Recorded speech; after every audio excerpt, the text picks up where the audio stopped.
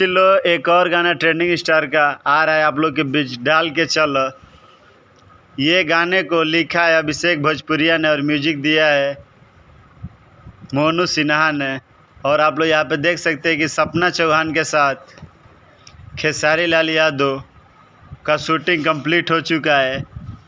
जो गाना का टीजर कल सुबह में 6:30 पे ब्लू बीट यूट्यूब चैनल पे रिलीज होगा, सपना चौहान के साथ खेसारी लाल यादव। और ये गाना बहुत ही ज़बरदस्त है कि सपना चौहान और खेसारी लाल यादव के साथ ये गाने की शूटिंग कंप्लीट हो चुकी है। और ये गाना आप लोगों के बीच आप लोग देख ले। और ये गाना डाल के चलो आप लोगों के बीच, जिसका टीजर कल सुबह में 6:30 बजे Blue Beat Bhojpuri YouTube channel पे रिलीज़ कर दिया जाएगा। ये गाना बहुत ही ज़बरदस्त, अब ट्रेंडिंग स्टार खेसारी लाल यादव का गाना हर 4 दिन पे बैक टू बैक आता रहेगा। जय भोजपुरिया।